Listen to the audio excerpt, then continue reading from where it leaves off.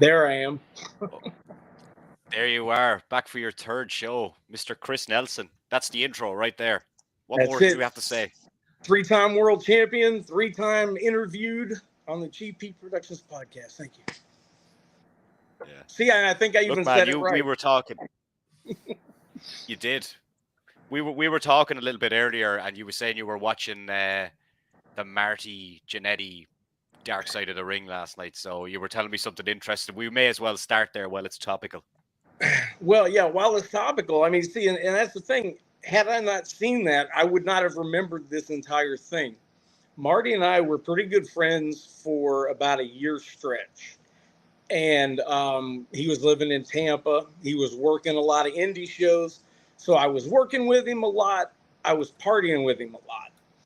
So we went to Aruba. Well, before that, um, 1993 or 4 was the WWF trial where Marty and Sean, the Rockers, broke the guy's neck. Chuck Austin. Um, I was actually at the trial. My old tag team partner um, had to testify because he had trained with Chuck Austin. So I went with him, and we were sitting back in like a witness room with Gorilla Monsoon for like 3 hours. So I got to pick his brain. You know, here I am, 19-year-old kid, and I'm sitting there locked in a room with Gorilla Monsoon for 3 hours. So it was really cool.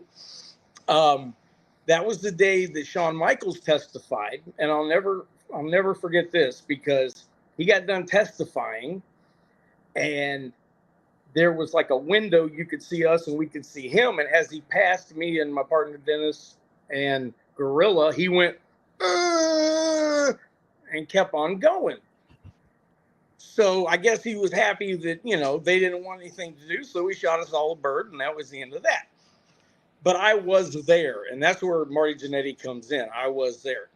So here for this, we're in this stretch in Tampa, and we're friends, and we're partying, and we're wrestling a lot, and we go to a show in Aruba, and thank God we were not roommates. But I remember that I was the first one to find cocaine and ecstasy and everything. I was the first one to find it. And the crazy part is I met the guy at Carlos and Charlie's in Aruba, where that's exactly where Natalie Holloway disappeared from, the girl in the U.S., Jordan Vandersloot, the whole thing. So I was buying my drugs in Aruba at the same place that she vanished from. So I'm the first one to get the drugs, and it's the first night there. We're all planning to go out and do some things. And somehow I end up just me and Marty Jannetty in a hotel room together, sitting across from each other on separate beds, and we have a phone book of cocaine, and we're just talking. And for once, it's like he wasn't MJ, he wasn't all hyped up and doing all that. It was a very serious conversation, and I told him, I said, Marty, in my opinion, again, I wasn't there, but I wasn't there when it happened, but I was at the trial.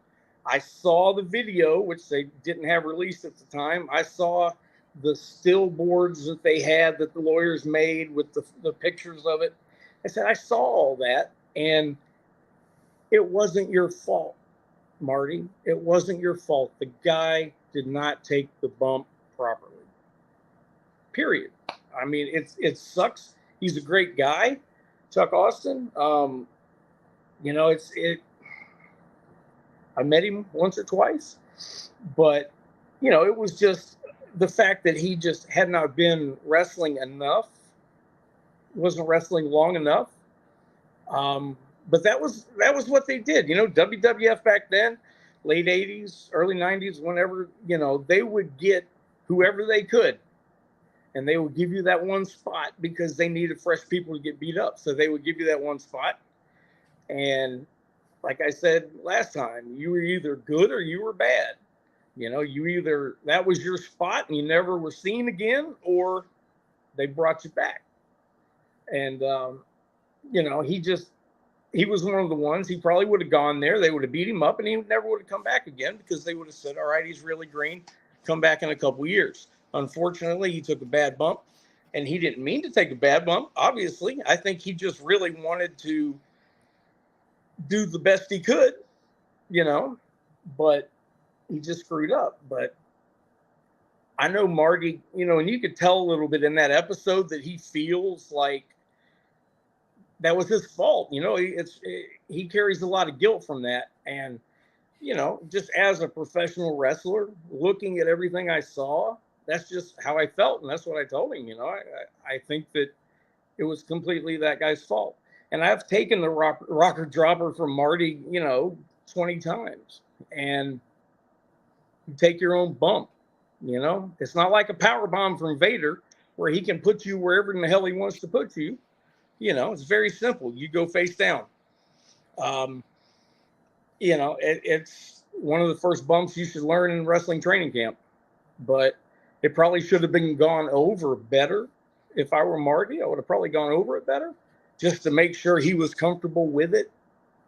But in that position, and I've been in that position, when they're saying, let's do this, are you good? Even if you're not good, you're going to say, yeah, I'm good. Let's go. And you're just going to hope that you don't fuck it up, especially on moves you've never taken before. But, that's what are you going to say? You're trying to be a wrestler and you got the booker standing there, you're trying to be on TV. You're trying to get your foot in the door. And they ask you, can you do this? Can you do that? Are you going to tell them no because you're green?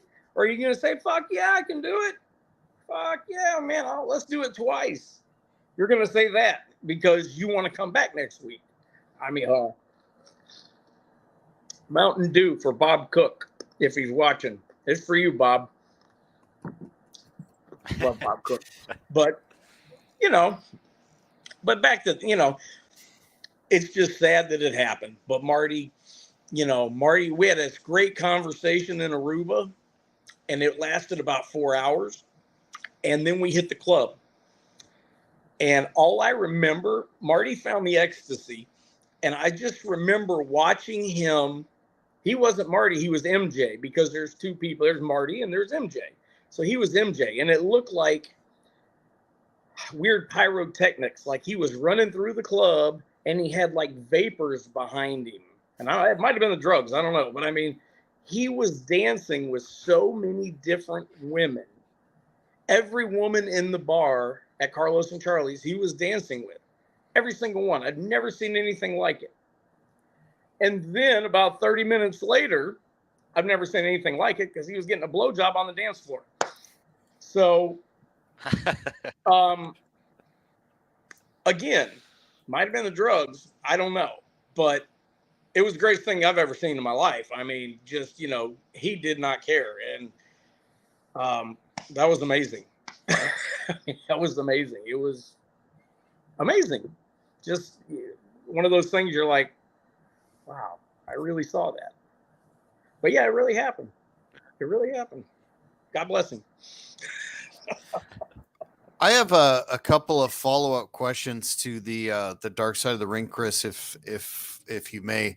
He indicated in there, which is not new information, but I'd like your thoughts on it anyway. The conversation that he had with Sean, with Vince McMahon, when they were in the process of looking at a split and a singles run, and Vince, uttered the statement that he didn't see, and I'm paraphrasing, of course, a star quality the same as Michaels in Marty. My first part of the question is, what do you think that would have done to his psyche? And clearly, which we'll get to in the next part of my question, that's debatable at that particular time at best. What are your thoughts on that conversation with Vince?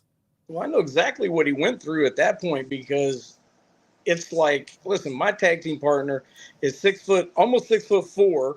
He was 275 pounds, good looking Italian, in great shape.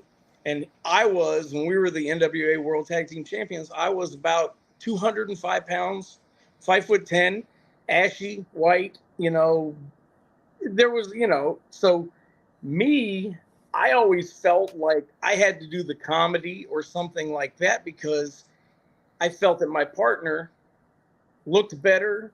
And, I was kind of playing second fiddle in my mind, whether I was or not, because I wasn't. It was a partnership. We both had our roles and we knew what it were. What it were. Good English. We both knew what our role was. And I can only, I always playing that kind of second fiddle in your mind. You're doing that anyways. And I could probably see Marty saying, well, God, they're really starting to push him. And then when Vince would say, and Vince is direct. I'm pretty sure he said that. That had to crush him. Damn. I wouldn't even, of course, he's not going to show it. But the first thing that I would have done is I would have gotten myself a handful of pills and tried to, go through it in my mind like that, and just start off in that way. And he might have done that. He might not have done that. But there's nothing good that can come out of that for yourself. Mm-hmm. It's, and again, Marty was I've wrestled him a lot. He's a hell of a wrestler. And he's just as talented as Shawn Michaels. Shawn is great. And Marty is just as talented as Shawn. Yeah. And he was. And just fun guy, God. Anyway, that was part one. I hope I did okay on your part one there. No, that was excellent. And you kind of segued into part two, which was a recent guest on this podcast, Brian Costello, referred to Marty as a better worker than Shawn in ring. What you said that he was just as good, but looking and focusing, which is what I always as a fan looked at, the promos aside, the bravado, blah blah blah, but just the aside from that very unfortunate situation where I agree with you, I think Mr. Austin or Aston took it very incorrectly. But do you think Marty actually in his prime exceeded Shawn's ability in the ring at that time?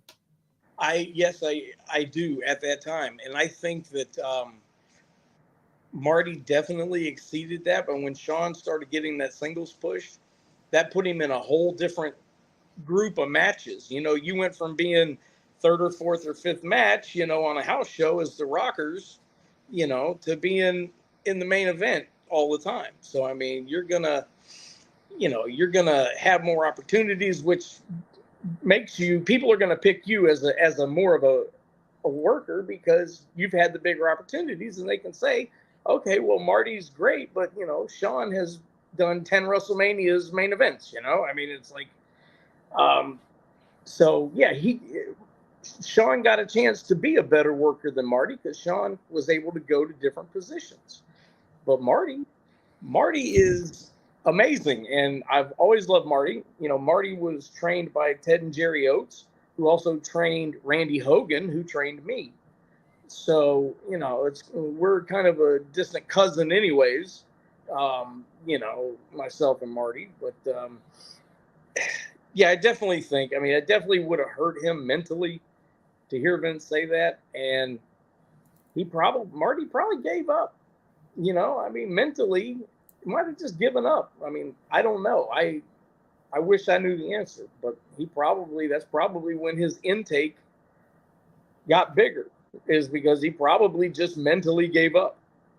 It happened to me. So, I can definitely see it, Yeah. Definitely. Mm-hmm. Talk to me, Chris. We were chatting earlier and we were trying to pick each other's brains about stories that you may know from your past, and we might trigger some of those along the way. But one thing you said to me earlier was about Dutch Mantel, and one time you tried to fight him. Do you want to tell us about that? All right. No. I did not try to fight him. Okay. Yeah. I didn't give you the spoiler. I didn't want to spoil it. So I just put Dutch Mantel and fight, So, all right. It starts in Tampa.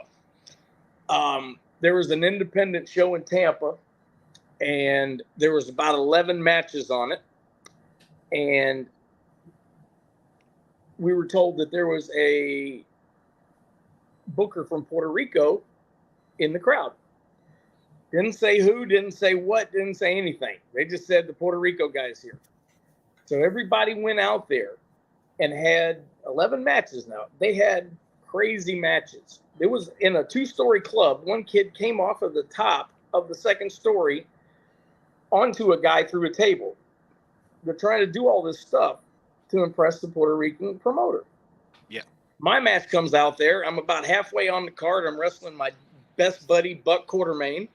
I'm going out there to put him over. We got 10 minutes. So we go out there. We have a quick match. Nothing special. I was about 280 pounds at the time. I had bleach blonde hair. I didn't have a good body.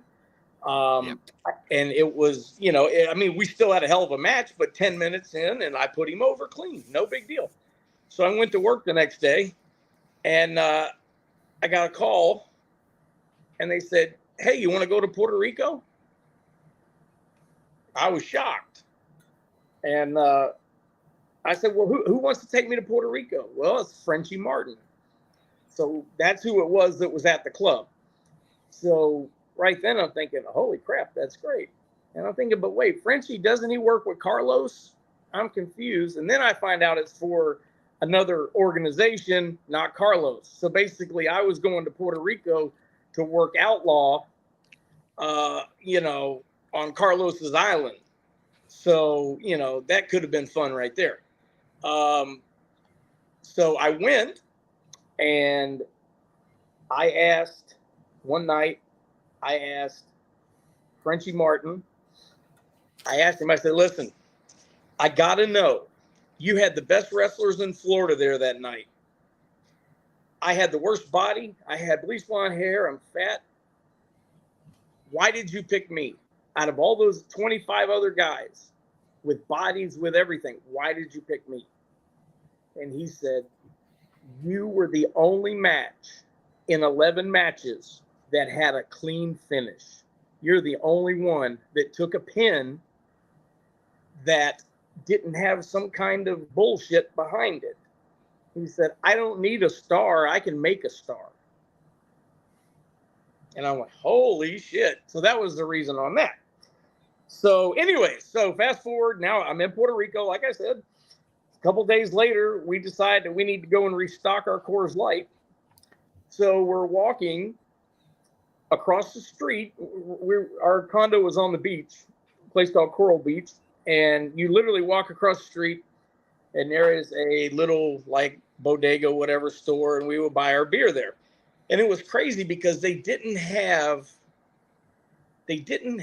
12 ounces over there. It was either 8 or 10 ounce cans. It was crazy. I hated it, but that was all they had for some reason. So we're almost to the door of the store, and walking out is Dutch Mantell and some guy that's 300 pounds, bodybuilder, jacked up, 6'5". I don't know who he is. I've never seen this guy before or since. So they're coming out. We're going in. Dutch looks up and he goes, "Frenchie, what are you doing here?" And Frenchie Martin, 58, 59 years old, whatever he was at the time, grabbed Dutch by his beard, that big beard of his, like this, and shook it like this. And as he's shaking it, he goes, "Competition." And then he releases him and goes and walks away and kind of grabs me to go with him. So here I am. I grew up watching Dutch Mantell. I love him to death. Never had a crossword. Never a crossword in my life with Dutch Mantell. And for whatever reason, I guess they had heat or whatever, but I swear to God, he grabbed him by that beard and yoked him around for a couple seconds. And that one word, competition. Woo. Anyways, last day of that first tour, they had some guy over there that was like a fake Undertaker, except he was about 6'1", and about 345 pounds. So he was a fat tub of goo or whatever. So I went up to him several times, probably 4 or 5 times, to try to engage in conversation, because I'm looking and we have 15 minutes, semi-main event. And I'm trying to talk to this kid, and about third match is out there, and he just keeps blowing me off. Now, I don't know a lot of Spanish. I know the bad words, and I know how to order things that I shouldn't be doing. But other than that, I don't know. And I don't know if he knew English or whatever. I really didn't care. So I went to Frenchie and I said, listen, by the way, I learned more in that first 2-week tour with Frenchie Martin than I ever did anywhere else in my entire wrestling career. Just to say that. But anyway, so I go to Frenchie. I tell him what the kid's doing. I'm trying to talk to this kid. You want me to put him over? I'm trying to get with him. He don't want to talk. He's blowing me off. He goes, beat the cocksucker for 14 minutes. Have him give you a clothesline and pin you at the 15-minute mark. Fuck this motherfucker. 10-4, sir. So I went. He didn't want to talk to me. I went out there and beat the shit out of him for 14 minutes. And literally at the end of it, I was picking him up to go home, and he was like completely out of it. And I basically bumped myself with his arm, went down, 1, 2, 3. So that was 14 minutes of my offense. We didn't go 15. We probably only went 10. But I wanted Frenchie to. He told me to do it. That's what he wanted me to do, and I wanted him to see that I was going to do it. No matter, I'm not a badass. I'm not Jean-Claude Van Damme. But, the guy disrespected me. I'm in his country out there about to put him over, and he can't talk to me. Fuck you. I'm not, like I said, I'm not a damn street fighter, but I whooped his ass. I can tell you that much. I don't know. That might have been his last match. I don't know. Maybe he hung his head in shame because I got my ass whipped by that pasty white dude from Florida. I cannot face my people anymore. Hell, he might have killed himself. I don't know. I mean, that match might have drove him. Drove him to drink. I mean, it drove me to drink, but that was for a different reason. Stephen, hi, I'm from Scotland. Big up, Stephen. We love Scotland and Ireland. Not so much England, but we like Scotland. Anyway, that's the story for another day. You anything to add there, Jack? That's tremendous. Chris, well, I wanted to ask you, Chris, about your team with an individual that I'm going to be interviewing on this podcast in the very near future, a man by the name of Butch Long. And some of the matches that you had with him, but notably that very competitive match with the Armstrongs, including Brad and a young Road Dogg. That was a very I would say competitive yet sleeper kind of match. I thoroughly enjoyed that as an example of tag team wrestling at that time. So just your thoughts on both of those. Plus, once you're done that, I have a follow-up. Okay. Well, plus I have an add-on to the Brad and Brian Armstrong story. So Butch Long was one hell of a wrestler. Okay. But we were basically the same size, and, there wasn't a lot of, other than doing jobs, there wasn't a lot of stuff for us to do. And Butch worked for WCW. He worked for WWF. Butch was great. I wrestled him a ton of times, especially in Florida. We did a lot of hardcore stuff, but always great. Went to Japan. I mean, the kid was good. He's older than me, and I'm calling him a kid. But I used to do that when I was 20. When I was 20 and I finally went to WWF, I'd go in there, hey, kid, how you doing? Not WWF. I mean, like indie shows, just to be a dick. I'm laughing about it. No, Butch was great. And he, it's guys like him that, if he would have got a push somewhere, he would have been able to make money. He would have done good. He was that good. He just needs to, put on about 5 more inches of height and about 300 more pounds of muscle, just like me. The Butch was great. that match against the Armstrongs was wonderful. It is on YouTube. Brad and Brian were so giving, and to have 7 minutes with them, we got to do 3 or 4 minutes of stuff to them. I mean, it was back and forth, and they let us do whatever we wanted to do. I mean, they're out there taking bumps for us, and absolutely amazing guys. Everybody can say, "Oh, I got to wrestle this guy, and I got to wrestle this guy, and Hulk Hogan and blah blah blah," but I got to wrestle Brad Armstrong. You know what I'm saying? That to me, right there, like, that was freaking awesome for me, Brad Armstrong, and especially Brian. Brian and I are good friends. We talk still on Instagram and stuff here and there, but Brian and I ended up becoming good friends too. And we were friends, Hack Myers, all of us friends. And I got an Armstrong story for you. But Butch and I also teamed up to wrestle. They liked us in WCW as a team, so they put us against Bobby Fulton and Tommy Rogers, the Fantastics.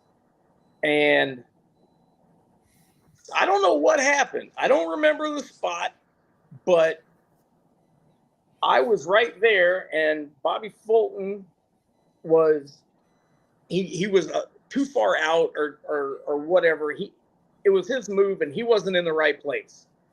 But the move was okay. It was all right. It wasn't great, but it was enough to piss Bobby off, even though it was him that was at fault. So when I tagged in Butch, all I know is Butch came in and they started beating the hell out of Butch, right? Because I guess Bobby was mad at me, so he was taking it out on Butch because I had already tagged out. So, and Butch is looking over at me like, "What the fuck's going on?" And I'm looking at him like, "Sorry, man. You're taking an ass whooping from me. I'm sorry." But yeah, look, miscommunications happen. Things happen. And I just was adamant. I don't remember what it was, but I was adamant about the fact that I was not wrong. I was not the one that messed that up. But, hey, whatever. But Butch wrestled, a ton of guys in WCW, WWF. He was one of the Florida guys that his name was always called when it was time to do TV. He was well thought of. And at the end of the day, that's about the best that you can get. I mean, you know what I mean? Absolutely. That works for me. Now, the side there, so we're doing the Disney tapings for WCW. I think this is like 94. This is right before Brian went to WWF. So we were staying at the Holiday Inn Express in Orlando on International Drive. It's a big strip down there. So my room ends up right next to Brian and Brad. So we all get done. We check in the hotel. This is like 6 o'clock at night. And I knock on Brian and Brad's door, and the smoke is billowing out because they're in there just, chiefing big time. And Brian he's really enjoying himself, right? He's having a good time. And I'm like, "Well, what are y'all doing tonight?" And he says, "Well, damn, I'm supposed to go out with this girl that works at Disney. I met her today at the park. She's coming to pick me up. She was going to take me to a Disney Halloween party." I said, "Wow, that sounds fun." And he says, "But damn, I don't want to go, man. I got this weed here. We just ordered a pizza. I kind of just want to hang right here. I didn't want to go out with her to begin with." He says, "Why don't you go?" I'm like, "Well, all right. If I can do a favor for an Armstrong, I will definitely do that." So what the hell, I'll go. So he said, "Well, now it's a costume party." Okay. And you got to remember, this is 94. All right. 94. So I didn't have a costume. So I just put on my wrestling shit. Right? So, same shit I wore earlier during the day. So she comes and picks me up. I'll never forget this. She was a beautiful girl. She had curly, dark brown hair. Her name was Tracy with an EY. I mean, drop dead gorgeous, right? So we're at this party. Everything's going good. The costume contest was won by a gay black man in a wedding dress. Now, remember, that's commonplace today, but in 1994, you didn't see that shit in Central Florida. So I was pretty shocked because, like I said, you didn't see that shit in Central Florida. So anyway, she's like, well, hey, you want to go back to my house? And I'm like, well, yeah, I'd love to. You know, this night's going really good. Got me a little buzz on, you know. I got this beautiful Disney chick right here. Wants to take me back to her place. You know, I can get out of my damn tights and boots. I'm excited. As soon as we walk in the door, she turns on the light. I see a picture on top of the TV. Nice little frame of her and this big black dude that's about 6'5", about 325 pounds. And they're looking all nice and, you know, chiseled together, and they're smiling. I said, oh, who's this? He said, oh, well, that's my boyfriend, but he's out of town. You don't have to worry about him. I said, take me home. Take me home. What are you talking about? He's not here. He's not going to be here. He's out of town. Take me back to the motel or I'm walking. I am not going to get pummeled by a 6'5" dude because I am in here with his old lady. This is a setup. He's going to come through the door and just beat my ass. No, please take me back. And she really was like shocked. And she took me back. And I thank you for the good time. And I got out. And next morning when I saw Brian, I said, don't ever fucking do that shit to me again. I will never, ever do a fucking favor. No more. No more. Fuck that. No.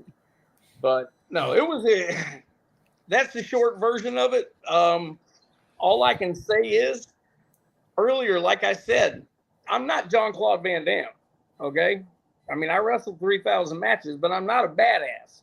You know what I mean? And I'm not going to win against a guy that's 6'5" and 300 pounds. I'm just telling you, you know, he'll hit me one time. I'll have another damn concussion. I won't remember my name for 6 weeks. Nah, I don't need that. I'm good. Sorry, yeah, I went off on a tangent there. Go ahead. No, that's gold. They say that discretion is the better part of valor. So good for you on that one. One of the only times in my career that I said no to anything. Well, there you go. Life-saving. With respect to that match, that TV match against the Armstrongs, I noticed, and a pet peeve of mine is when the commentators talk over what's happening in the ring. And sometimes when it's a clear squash and they want to get over whatever storyline they're advancing, okay, I get it. But this was a competitive match and full of action that the play-by-play should have been turned up, in my opinion. But it seemed that Bischoff or whoever it was just going on and on about Fall Brawl or whatever the pay-per-view was.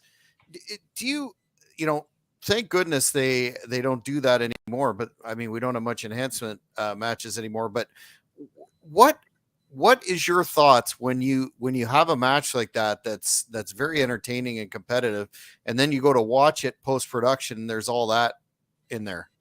I hate it. And I'm going to tell you why I hate it. Because like you said, if you watch Gordon Solie in Florida Championship Wrestling, you know, he would be talking about the match. He would be talking about the people wrestling. He would have, you know, even on the guys that were going under, he would have a little known fact about them. You know, Chris Nelson, you know, a good baseball player in his high school career, he would have something about him. Even if it was bullshit, he would have something about him.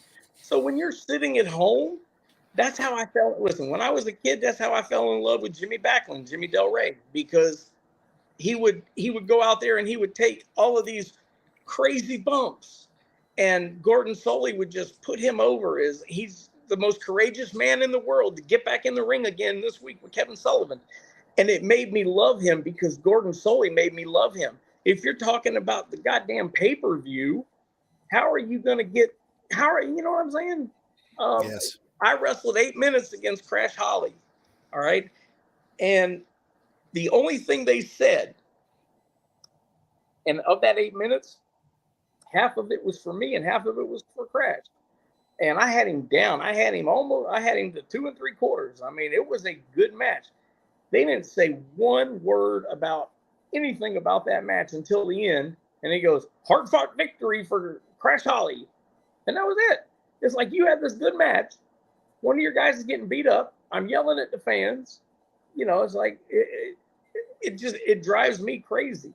And I know you want to sell your pay-per-views, but you know what? You could probably sell more pay-per-views and more stuff like that if people got to know the people in the damn ring. You know? Yeah, 100. Yeah. You know, get to know. I wanted to know who Jimmy Backlund was. And then I got to know because Gordon would tell me. And then I got to see him more and more. And then he would get a win here and there. And Gordon tells us a little bit more. Oh, Jimmy was a wrestler at Plant High School and he did this and blah, blah, blah. And it just builds up from there. And again, I know they have to sell pay-per-views. I know they have to sell all this shit. But you have these incredible video production capabilities. Make more pieces, you know, about the individual. Make more, you know, make people want to know the personal side of everybody now. Yeah. You know, this would have never happened 30 years ago. When I got into wrestling 30 years ago, there was still kayfabe. You didn't go out to eat after the matches with the guy you wrestled. I mean, it was still enforced, especially in Florida. You know, we'd have got fired or beat up or whatever. And where were we going? See, that's the first time I got lost. It was common practice in boat companies back then, because when I've been talking to guys across both companies and I kind of look back on some of their matches, I find a lot of the time it's veering into backstage segments of someone talking that's going to be in a match later on in the night and things like that. So I think it was kind of commonplace across the two companies, you know? Yeah. Oh, it definitely was. They just wanted to talk about everything else except what's going on in the ring. And that sucks. I mean, it especially guys like me, because, you know, you get introduced. If you're lucky, they might say where you're from, you know, 230 pounds, Seattle, Washington, Chris Nelson. You get your little 3-second spot. And that's it. Then they don't mention your name again. You know, I mean, that's why I would like to do. I always did something crazy, take my teeth out, smile at the camera with my teeth out, you know, something like that to make Dusty or Bobby Heenan or, you know, somebody say something, because I wanted them at least to say something, you know, instead of talking about, you know, Wrestle War 94. Talk about the fucking match.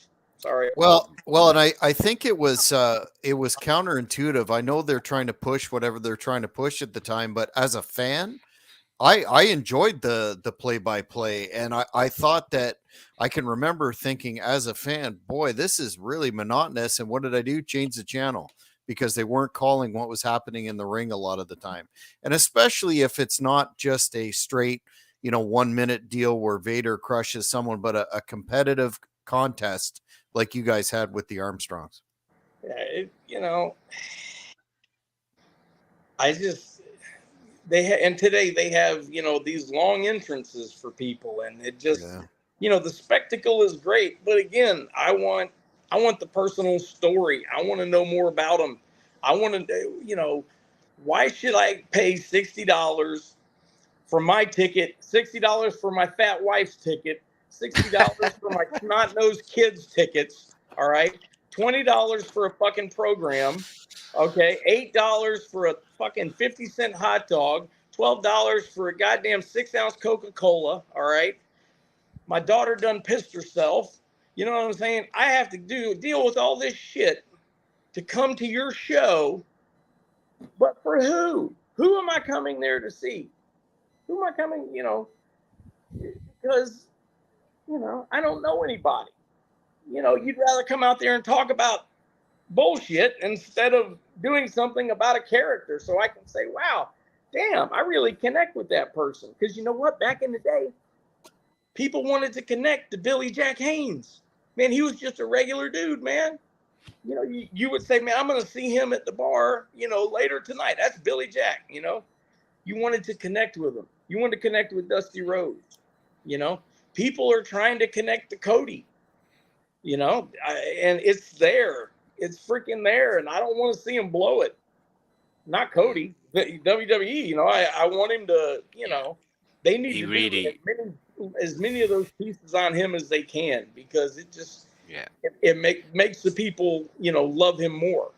And when the payoff comes, and we know it's coming, so when it comes, you know, it'll be good. Probably next year, WrestleMania. I don't know.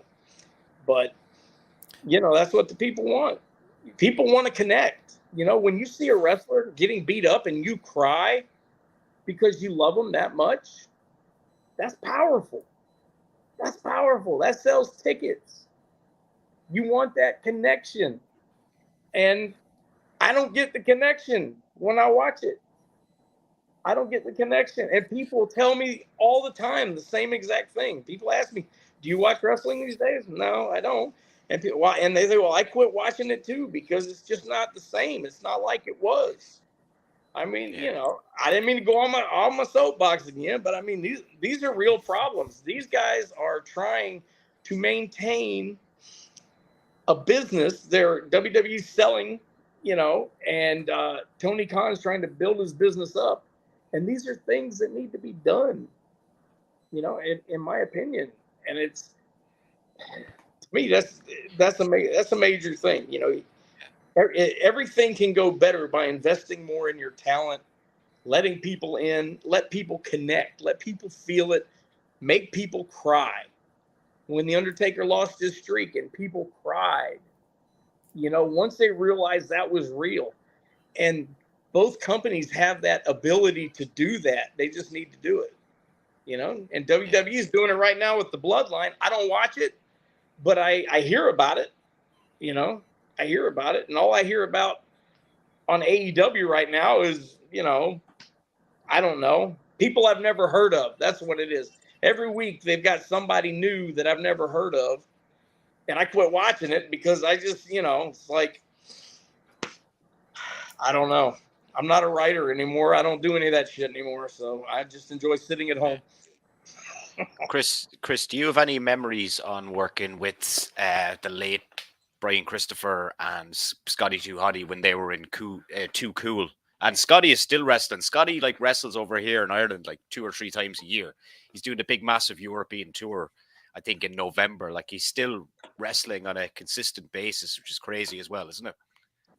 Yeah, he actually did a show about an hour from my house last month. So he's still going strong. That match, I had just hooked up with my tag team partner Vito DiNucci. We had been a team for probably about 9 months, but we had already done the thing with Hulk Hogan in WCW. Yeah. So he had a little bit of a taste of the big time. So I was booking for the Fed, you know, helping him with job guys and stuff. And Vito was actually friends with Kevin Kelly because they went to high school together. So I called Kevin and we were booking, you know, for Orlando. And I said, I want to bring Vito. And Kevin said, is he ready? And I said, yep. But the truth was, he wasn't ready. He was not ready to go and be on TV. But I said he was. So we go there, and he wasn't ready, but he was almost ready, you know. But I knew he would be fine. So we got there, and they put us in a tag match, and I was very happy about that. I told Kevin to put us in a tag match. They did, against Too Cool. So we're back there talking, and they're going over some stuff, and Brian Christopher, he says, well, you know, what would you like to do? And Vito goes, I'd like to give you a gut wrench salto, which is, you know, you wrap your arms around when they're bent over and flip them over. So he looks at Scotty 2 Hotty. He goes, gut wrench salto? What the hell's that? And Scotty, you know, and he goes, oh, hell. He goes, shit, I don't even take bumps like that on pay-per-view.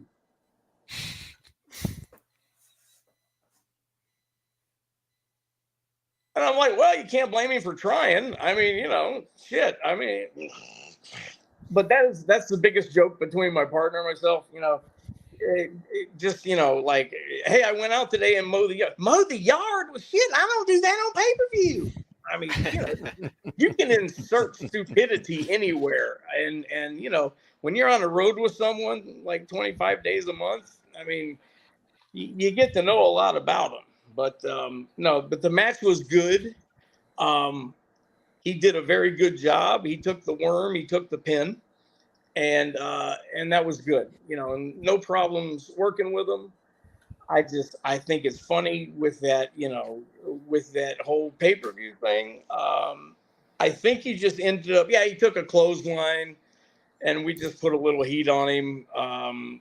Maybe a body slam, but wasn't anything crazy, you know, 5 minutes in and out, curtain to curtain, you know, do your glasses and hit the freaking, you know, whatever it is. And that was the end of that. Good guys, though. Good guy. I'm so sorry that he died. I mean, it sucks. Yeah. I don't, you know, I wasn't expecting to hear that. That sucks, man. Damn. Yeah. Jack? I wanted to ask you about a talent that's still active today along those same lines that we looked at in terms of bringing into Great North Wrestling, and that was a match that you had against Hakushi on Wrestling Challenge.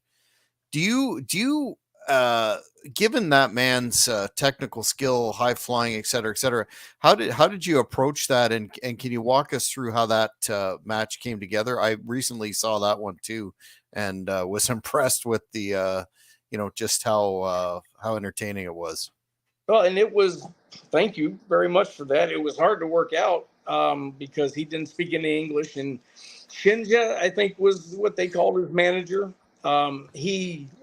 He did something out of St. Louis, I do believe. So he was like already in the office and stuff. So they gave him this manager gimmick because he, you know, spoke Japanese. So I got a couple really good spots in there. We didn't get a chance to work anything out beforehand. He worked me out a couple good spots all through Shinja there. We talked and, you know, worked it out. Since we couldn't walk it through in the ring, I was a little bit nervous about it because, you know, it's live and, you know, you don't want to screw anything up. Because they have said, go do it again to me one time, and it wasn't my fault. And you had to go out there 5 minutes later and do the whole match again. But, I mean, the match was great. He was not, I didn't feel at any time that I was going to get hurt. His kicks were perfect. Everything he did was great. He was amazing. You know, I wish I could have had a couple more matches with him. Actually, he was good, and I was working with a lot of the Japanese guys anyway, because Japanese guys, they would send them to Florida for 6 months or whatever, and they would send them, you know, to Florida, and they would work the loop with us, and they sent Hayabusa. They sent Koji Kanemoto, who was Tiger Mask 3. And they sent Osamu Nishimura, who I'm still friends with. I wrestled him several times. So, yeah, the Japanese guys were always here. So I had wrestled all those guys, so I pretty much knew what was coming. And but he was great. I don't know how he did all those moves off the ropes and everything barefooted. You know, not barefooted, but with those ninja boots. There's really no padding in those things, so I don't know how he, you know, I don't know how he did it, but everything came off perfect. His kicks were perfect, and we didn't have, that I can remember, I didn't remember anything that got messed up. It was all pretty good. Wasn't bad. Easy. Yeah, amazing. Given the language barrier that you can do that. That's and that's the thing is I've never, you know, pretty much once you know how to wrestle, you know, you can kind of feel where the guy's going, and he can feel where you're going. You know, if you give me a punch in the corner, you know, and I sell it out to the ropes a little bit, you know, you can shoot me off and give me something because I'm feeding you. I'm going to the ropes. So the longer you wrestle, the more you wrestle, especially with guys from foreign countries, the easier it becomes. And that's why Ric Flair was so good with all those guys, because 83 times he wrestled over there in Japan, something like that. I mean, and all the ones he wrestled here, it's a different style over there, but it's still wrestling. I mean, it's still, and I actually like it like that. I don't like it stiff. I like it snug. I always work snug. I like it snug. And that's how they work. And we never had any problems at all. And I'm glad they came down to Florida, because I got to work with all those guys, at the beginning of their career. It's pretty fun. Wasn't bad. So you would fall under the camp then that like I do, that the overly scripted match move for move that the individuals and the big companies get today, that makes the product suffer. And it's one of the reasons, in addition to what you're talking about in the 20-minute entrances and the 30-minute promos and the 2-minute matches, why a lot of lapsed fans are out there. Is there a way to, in your opinion, given all your experience, marry a more fluid style where more is called in the ring and the television constraints, or is that a bygone era in your opinion? I think AEW tries to do it more by doing longer matches. They'll go to a break and come back, and that way they're actually, AEW puts on more wrestling. And I think that's the good thing, because it's still called wrestling. You need the other stuff, to sell the tickets and this and that, but it's still wrestling. At the end of the day, you can only talk for so long. I hate the fact they do main events.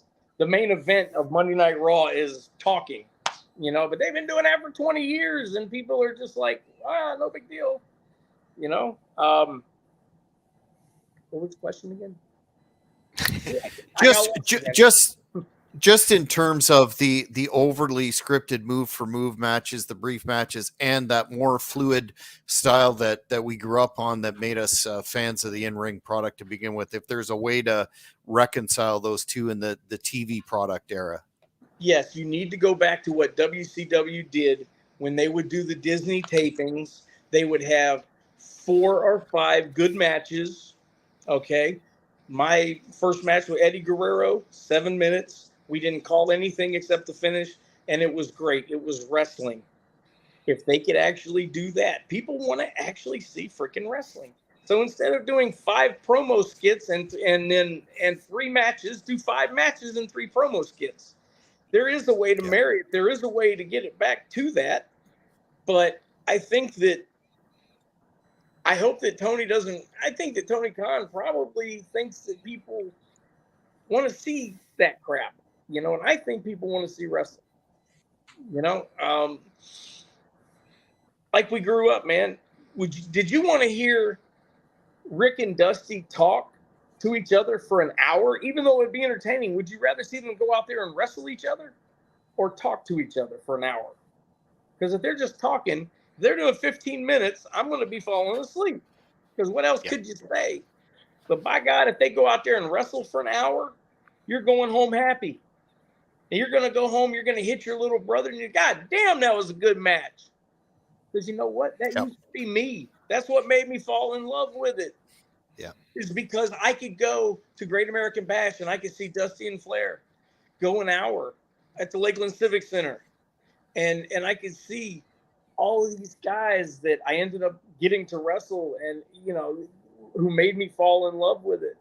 The Arn Andersons and freaking Tully Blanchard, just God, so many of them. Ronnie Garvin, shit.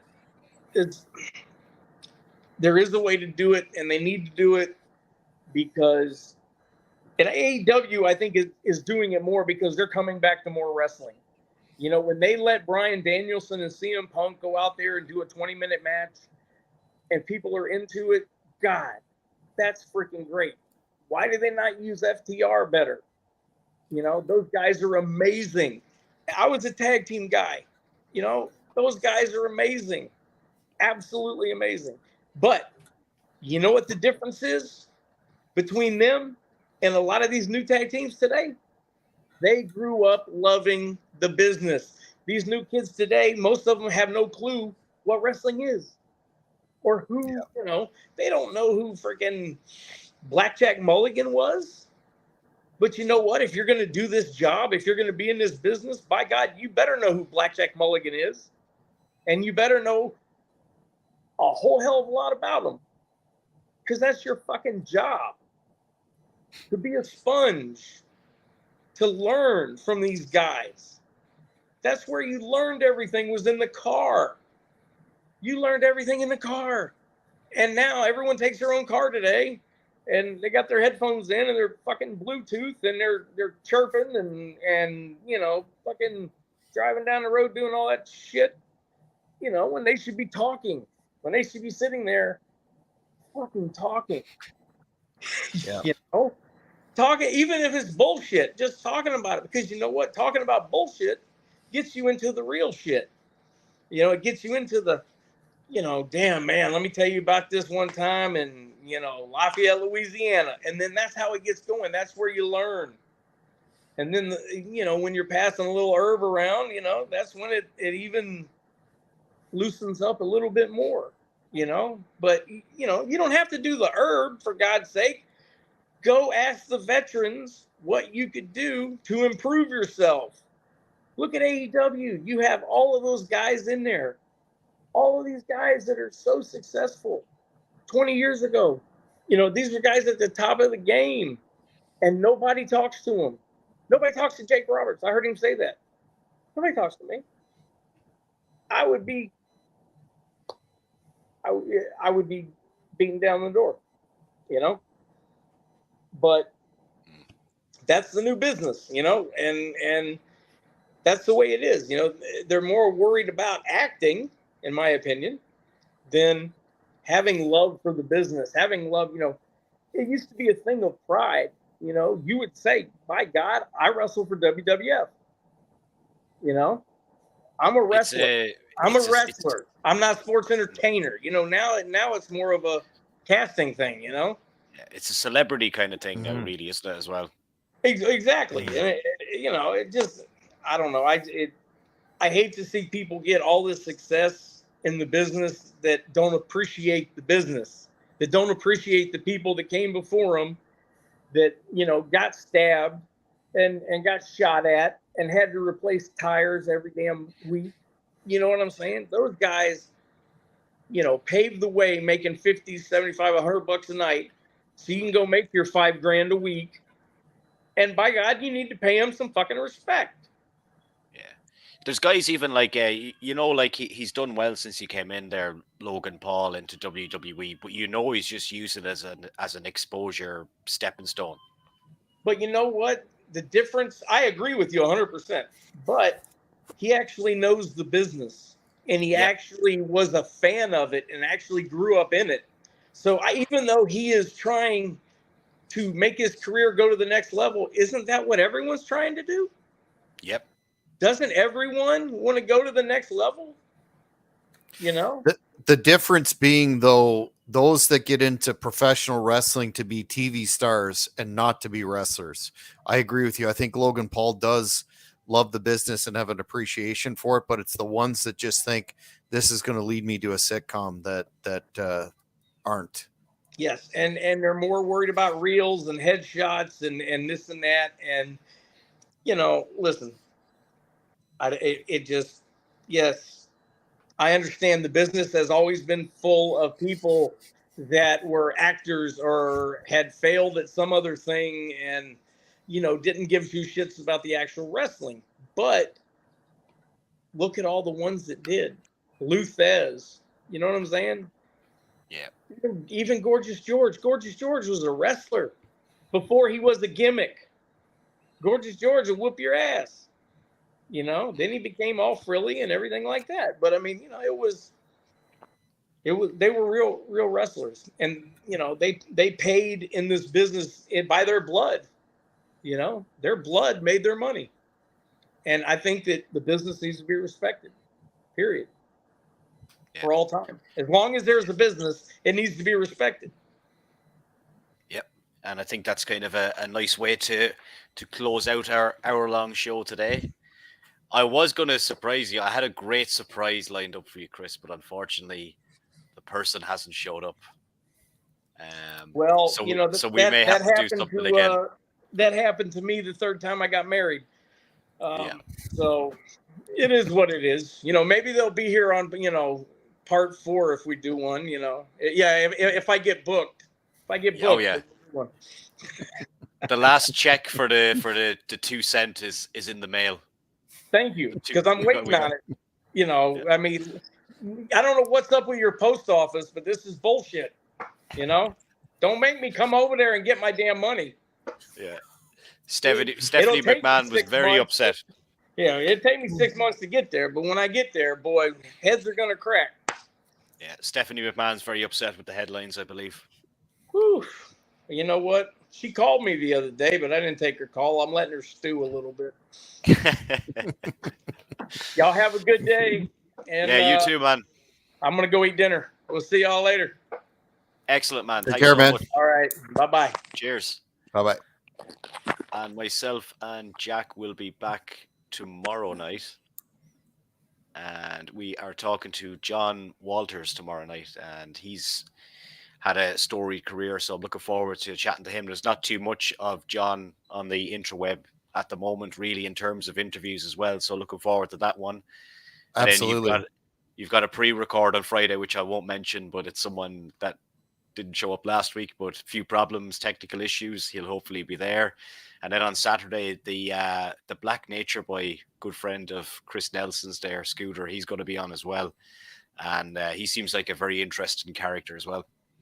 Yeah, lots to come. I think we're hitting an untapped vein in the industry, and a lot of cool stories that have to be told that are so far haven't been told. And I always find that the most interesting part of the pro wrestling podcast game.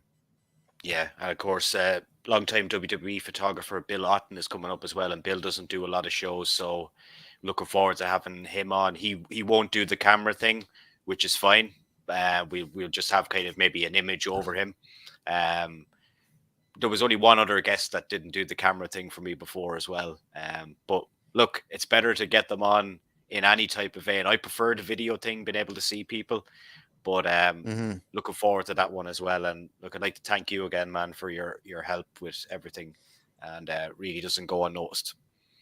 I appreciate it. It's a pleasure to partner with you on this excellent podcast. Before we go, though, I think I can spill the beans that we have a very special guest upcoming. We're just trying to, nail down the exact logistics of it. A man who has recently competed in Great North Wrestling and has a fascinating career himself, in addition to his family name, that being the British Bulldog Jr., Harry Smith. Fans, stay tuned for that, and we'll have that scheduled and publicized as soon as we possibly can. Excellent. That's a great one. And I actually seen that Georgia tweeted out today that they're releasing their British Bulldog beer as of next year. So I'll look forward to drinking that, because I don't really need much of an excuse to get drunk as an Irish fan. But that's a story for another day. I hear you, man. Kind of like me and the red wine. But thanks very much. This has been great, and we look forward to the next show, bro. Yep, I'll see you tomorrow night, man. Okay, take care.